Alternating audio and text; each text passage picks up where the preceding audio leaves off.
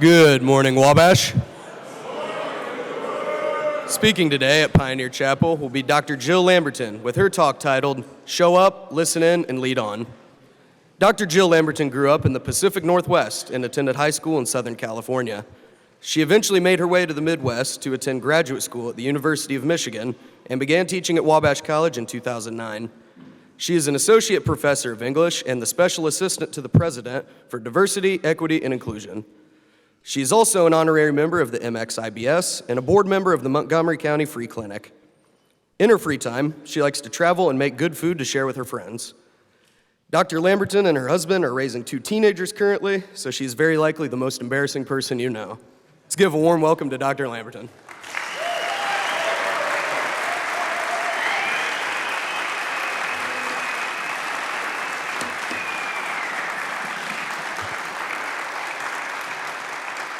Good morning, Wabash.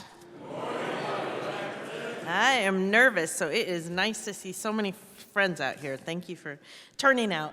Today, I've divided my comments into 2 sections. I want to start by telling you a little bit about our Restoring Hope, Restoring Trust grant, because it really is the place where we have articulated how we're intentionally, structurally, and comprehensively addressing what we mean when we say inclusion and belonging at Wabash. So that's the first part. I want to tell you a little bit about that.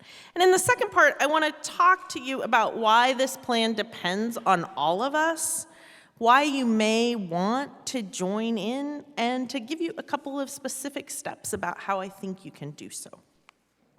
When I say we, I want to assure you that I have not become so full of myself that I refer to myself in the royal we, right? Nor am I hiding behind any sort of administrative obfuscation. It's not me, it's we. But instead, I really do want to acknowledge that all of the ideas that I'm going to talk about came about through a series of conversations over several months with people who've been doing this work at Wabash for their careers, right? There are the fingerprints all over my remarks of people like Dr. Sabrina Thomas and Dr. Lake for their vision of what research can look like here, the leadership that Dr. Feller showed as dean of the college when he worked with Dr. Horton and Dean Timmons to create the WLAIP and really think about our retention more closely. That's nice, thanks.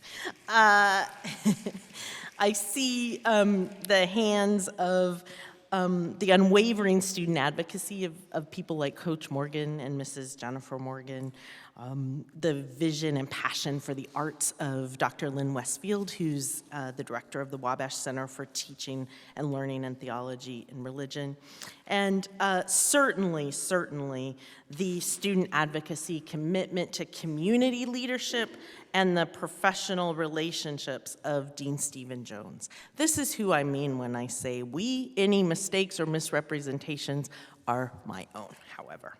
All right, so let's dive in. The grant has 5 goals, and I'm going to tell you what they are, very briefly why those are the goals, and then give you a couple of examples of how this work is already starting now that we're kind of 18 months into the project. The first goal: the recruitment, retention, and graduation of students who are the first in their families to go to college, who are from low or moderate income backgrounds. For convenience, we use the Pell Grant recipients as kind of a marker of that, but we're talking about students who are from low and moderate income families, and for students who have traditionally been underserved in higher education. Here's the thing, this is not a small group of Wabash students. Currently, 46% of the student body falls into this category, right? Okay. The grant wants to look at recruitment, retention, and graduation because we know when we look at our own internal data that students from these backgrounds don't graduate in 4 years as at the same rate as students from the rest of the population. And instead of blaming the students, what we really want to understand is, are there stones that we can turn over here? Are there people or practices or policies that we have in place here that may make it so that once you have qualified to enter here, that you have every single chance of graduating at the same rate as your peers, right? That's the why. Small examples of this work already underway. The WLAP is the flagship one. It has done wonderful things already for this group of students. In the 8 years that we've had this program running, it has almost closed that graduation gap that I've talked about, right? Right now, WLAP students are graduating from Wabash at about 70% in 4 years, right? The general population, 72, so we've done so much in 8 years to close that. That's what we want to keep doing. We also recognize that for many reasons, there are students who can't join the WLAP, even though they're invited, and they still enroll here. And so we want to do more for those students who still fall into these three categories I talked about. And we're going to start calling those students First Plus. They're first generation plus maybe some of these other markers. So when you hear us talk about pilot programs for helping First Plus students beginning next fall, you'll know that that's the work that we're talking about. How do we continue to make sure that all those stones are overturned? The second of the goals is to expand the curriculum in ways that focus on social justice and the liberal arts. I want to be really clear that the liberal arts have always been interested in the most pressing questions that face our communities. And so this isn't really anything new, but you have many professors that we talked to as we were writing this grant who said, you know, I'd really love to do this thing with my one class, but I haven't had the time. Or I might need a course release to be able to develop this new idea. And that's exactly what the grant has done. So some examples of where you may see that happening right now this semester: Dr. Lon Porter's forensic chemistry class was something that was funded from this particular project. Dr. Preston Bost's psychology in the law class. The class that Dr. Thomas and Dr. Tucker are offering on Black Germany are all new ideas that professors asked for and wanted to kind of bring into the liberal arts. You may have also heard that earlier this fall, the Wabash faculty voted to require every student, beginning with next fall's class, to take 2 courses whose content focuses in some way on global citizenship, justice, and diversity in the curriculum. Now, let me be very clear. We're not adding 2 more credits to the Wabash degree, right? Still 34 credits to graduate.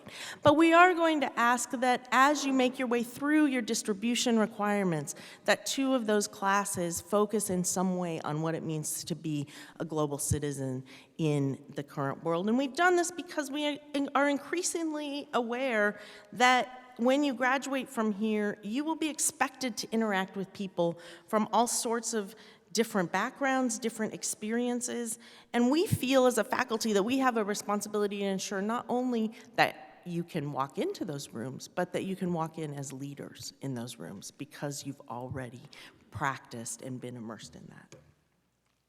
The third goal of the grant is to expand community engagement with shared access to college resources, paid internship opportunities, and the facilitation of difficult conversations. Why the focus on community engagement? Really briefly, we are right now a divided and lonely people, right? A divided, lonely nation, a divided, lonely campus. And we think that by facilitating community engagement, we open up a lot of opportunities there. Some examples include maybe the conversations that La Alianza, the MXIBS, and WDPD with Shout led last year on understanding the history of those groups on our campus.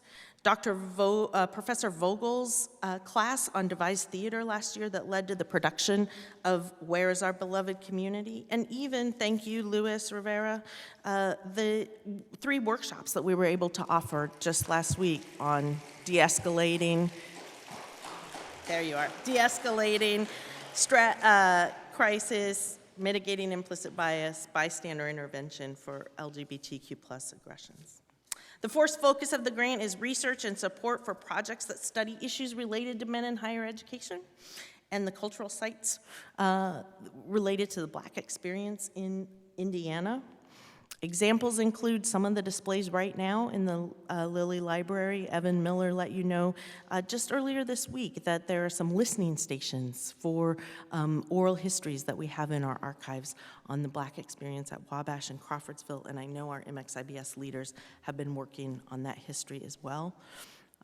We also have some scholars in residence that will come through, and my friend Jonathan Silva worked with Dr. Ruth Hernandez this past semester on a paper that he will, I understand, present at a national conference later this year, right?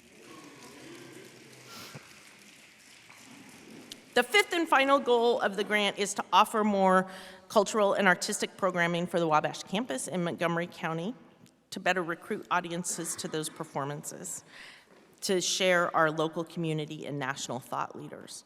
Basically, the why here is that we don't want to be only for ourselves. And when we exist in such a rural area, many of the professional leaders in the community are very interested in things like, I'd love to learn more about implicit bias, but I have to drive an hour and a half in my workday, right, to pick that up in Indianapolis. Or as we were writing the grant, some school leaders said, can you do more to help us support the LGBTQ plus youth in our community, right? So our recognizing that people in our campus and in our surrounding community would like more of our resources, how can we be more direct and intentional about sharing them?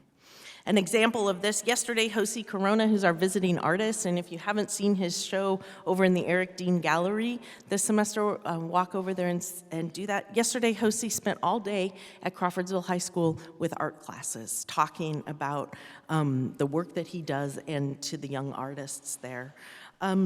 We've been able to bring lots of national speakers to our campus. Dr. Michael Eric Dyson will be here next week, thanks to a partnership with the Steward Speaker Series. Later this semester, the actress Sanaya Lathan.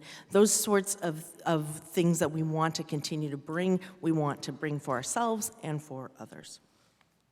All right, so that's the 5 areas that the grant is focusing on and some of the strategic vision. I want you to hear me very clearly when I say the following. We're interested in structural and enduring rather than symbolic and performative. It would be very easy to point to any one of these examples that I've given you and say, that looks good, sounds good, kind of a one-off thing. Looks like that might make a nice picture on the website, right? But does it really change anything? And so that's an important question that you need to ask and that we need to keep asking ourselves over and over again. I will say that I don't think we can really regulate ourselves into an inclusive culture. Certainly, we can do a better job of reporting and investigating bias incidents when they occur. We could create a new position on campus for someone to be in charge of diversity, equity, and inclusion. We can even celebrate the fact that we have the only Malcolm X Institute on a college campus and applaud the fact that it's been here for 50 years.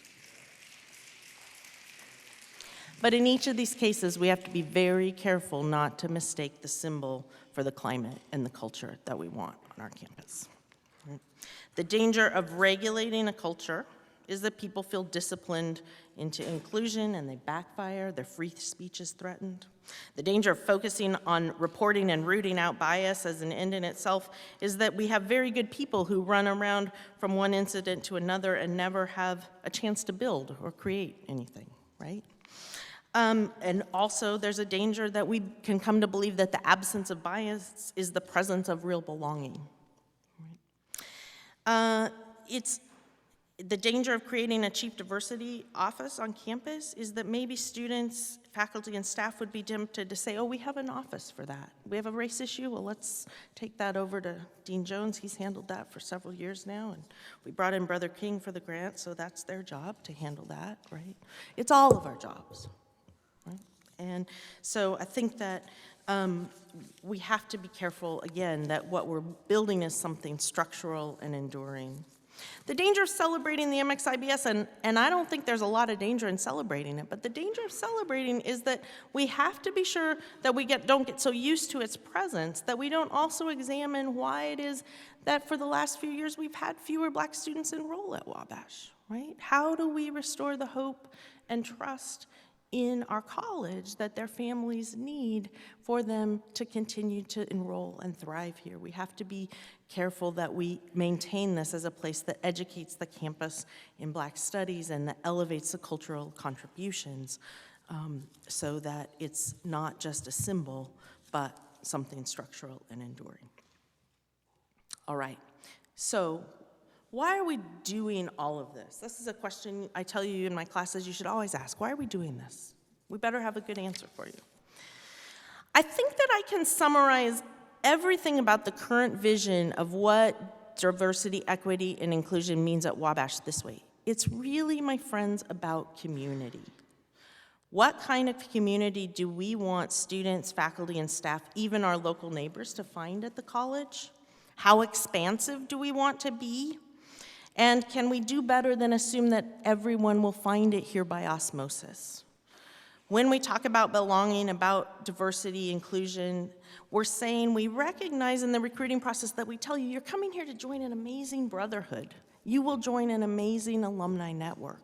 We tell faculty and staff that the people you will meet here are friendly, supportive, they'll look out for you. And all of those things can and will be true. But when they aren't, when there are people on the periphery, can we widen our arms without losing our identity?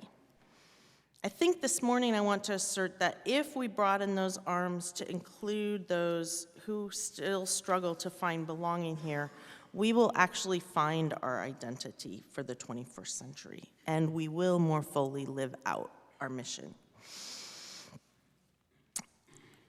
The legacy that we leave, those of us in this room, the legacy that we leave is very much, my friends, the climate that we will create for those who come after us and for those who are here now. If you follow the headlines in the news, you know that higher education is facing a lot of criticism, and particularly programs that are focused on what's broadly called diversity, equity, and inclusion. I think there are editorials nearly every day in major newspapers and in the Chronicle of Higher Ed about what's happening. These newspapers are equally concerned about American men, that they may not be going to college at the same rates, or if they are, that they aren't thriving there. I think that Wabash, and I really believe this, I think Wabash has the answer for a lot of what the nation is grappling with right now, and that we will become more and more of a national flagship as we do the kind of community that we need and as we tell others about what they can find here. I said a minute ago that people are feeling isolated, alone, and divided. I think that people note that COVID-19 accelerated what was already kind of a loneliness epidemic in the country. And I point this out again to say that I really think if we don't think about the words that have been debated or weaponized in the press, but if we really think about what it means to find the brotherhood and the networks here for all of our students, that really what we're talking about is, again, focusing on giving back to a community, thinking about wellness and sense of purpose. And this is why the parts of the grant that I talked about for a minute ago focus on ways that we can get more students to engage with the community. When we do something for others, when we get outside of our own heads, our own anxieties, when we do happen to remember that the world's a slightly bigger place. There are times when I am taken over by some of my stress, and then I come to work and I start to talk with one of you, or I go to my class and we start to have a little bit of an exchange, and some of that just lifts, right? It's not a cure-all, but it is the case that when we connect with one another, I think that we feel more community.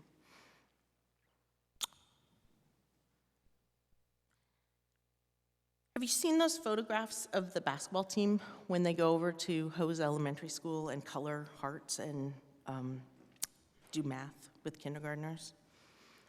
Those, the looks on those small children's faces, I swear they think they're hanging out with NBA players. I mean, really. What must it be like to be Sam Comer walking to class thinking, Dr. Lamberton, I did not get my paper done, but you should have seen the heart that I colored today, and I'm going in the NBA, right? This is the kind of thing that I think we want to see as part of a part of the work that we do here, to connect with our community, to give back so that we find meaning, they find meaning, we feel less isolated. The last thing I want to say about why we're doing all of this is I really think it's tied into our mission and about leadership development. The leaders the world is looking for are those who can bring people from diverse backgrounds together, who can look at a team of employees and see each one and how they will make their best contribution, who can see a complex problem and understand that those are best solved by having the most diverse group in the room, who can see challenges as something that doesn't just have two sides, but as something that requires fresh creativity for something multi-sided and very complex. I also believe that the community organizations, your churches, your school boards, your nonprofits, the Little League teams I hope you will coach in your future, need leaders and volunteers who are attentive to how to see and encourage and bring out the best in each member, and who aren't paralyzed by encountering someone whose background or orientation or ability is different, and I don't know what to say, or I don't know what to do, or I don't know how to interact.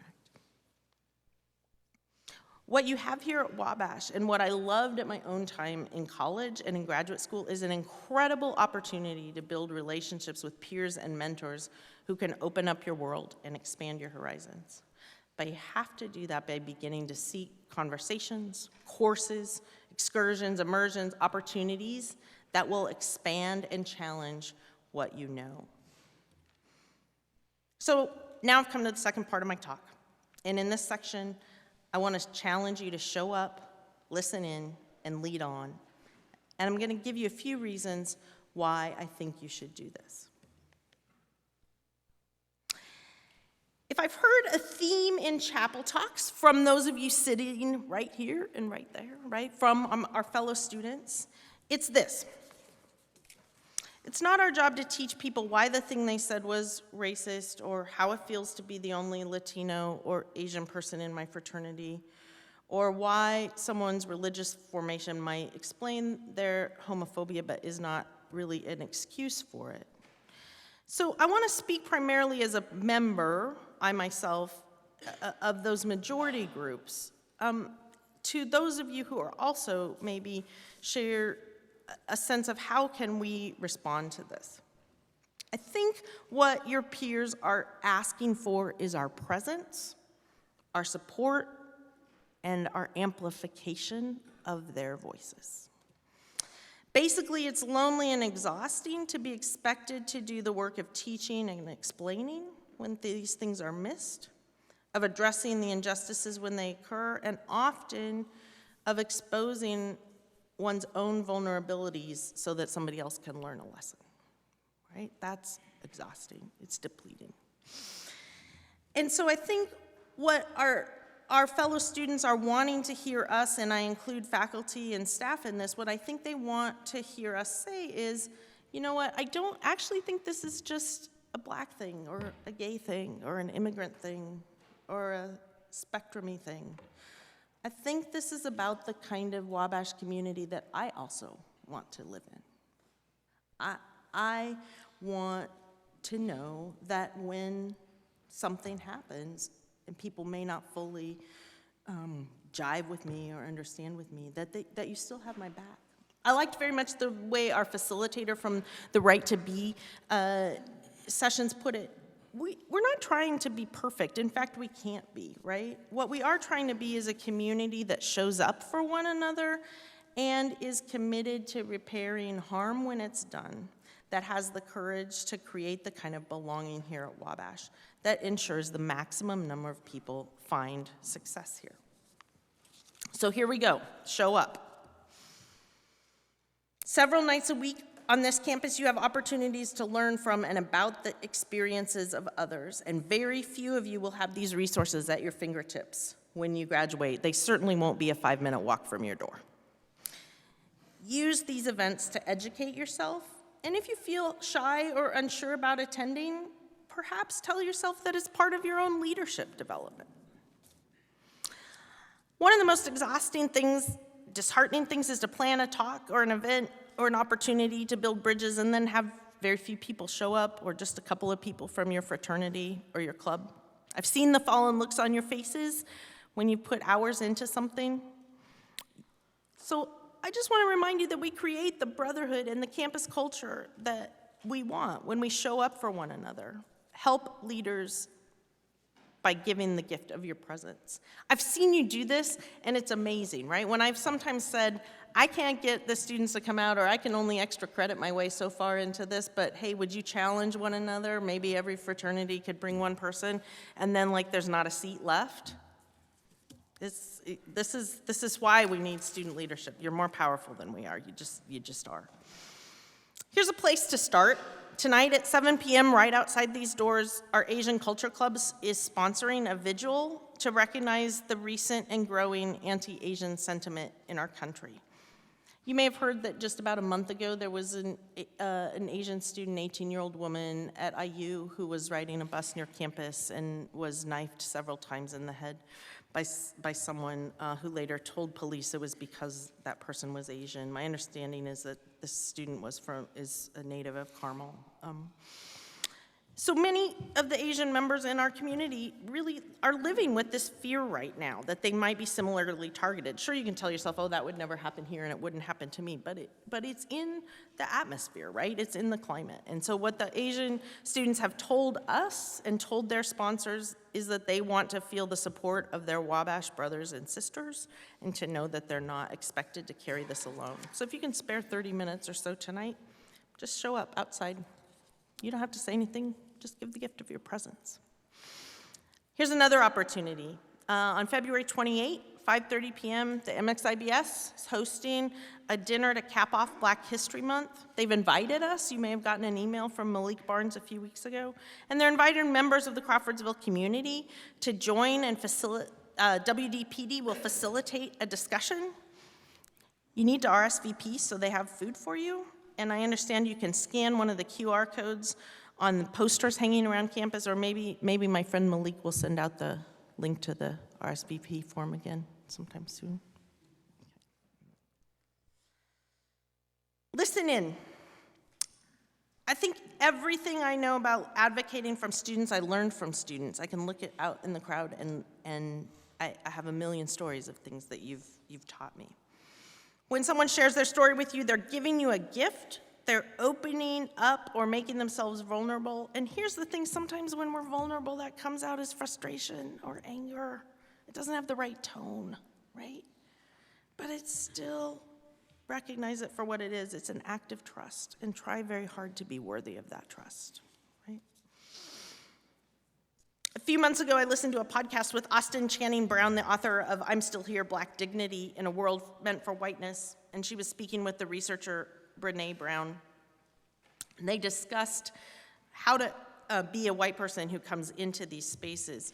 And Brene Brown said she tries very much to walk in with the attitude of, I'm not here to be right, I'm here to get it right? I'm here to get it right. And I think that phrase has helped me. If it helps you, I offer it to you as a way of entering and listening.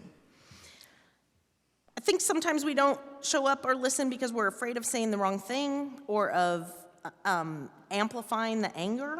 And so I want to reassure you that listening itself is an active response. I'm going to say that again. Listening is an active response. If you don't know what to say, you don't have to say anything, because the presence of your face in the crowd often makes someone feel less alone just by being there. Here's another thing you can say. I don't know what to say, but I want you to know I'm listening. If you don't know what to say, admit it. I'm not sure what to say right now, but I want to try to get it better, and please give me another chance. As I look out in the crowd, I can see several people I've had to apologize to or say, I know I didn't get that right, in the last 2 or 3 months, right? Can I have another chance?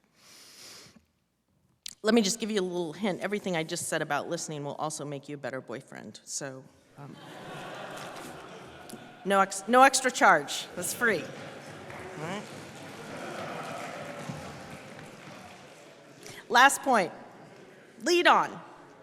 When I say lean on, I think what I mean is something like take what you learn when you show up and you listen and try very hard to make sure that wasn't just a symbolic moment or a performative moment, but that it changes how you lead. Take it back and teach it to someone else. Be one of the people who has the courage to question a comment that was a so-called joke that singles out someone else. Set a tone that lets your peers know that such comments just aren't welcome in your living unit or your team. You don't have to be a jerk about it, especially lots of times people say things out of ignorance. Sometimes they don't. Sometimes they're aggressive. Sometimes they really are jerks. But sometimes the first step is to call someone in. But my guess is that many people will be relieved when you are the person that just says, that's not welcome here. I think we need RAs, leaders in fraternities, Sphinx Club members, student senate members, faculty and staff who see as part of their leadership development and engagement with these difficult conversations and practice in this leadership. I said earlier, I think that whether we're successful or not in our inclusion and belonging initiatives is an open question. It depends very much on how much the people in this room buy in and are willing to take what they saw when they showed up and listened in and turn it into opportunities to spread our arms a little wider, to create and imagine more ways to be a Wabash student. Align yourself with the leaders and peers who are doing the repair. In any workplace, school, or family, there are the professional critics. And then there are those who are building and creating something and working on sustaining and maintaining relationships. Find those who want to make something and become their collaborator and co-creator. I have this little dream that listening to one another and having the kind of difficult conversations that lead to more authentic community becomes so commonplace among your Wabash education that when you go for an interview for a job, you can honestly look your employer in the eye and say, these are the things I know about listening to others. This is what I've learned about resolving conflict. This is how I know it's important to have difficult conversations. When I mess up, these are the steps I take to fix it. For me, it's about collaborative community and building trust. Will you join in? Thank you, Wabash.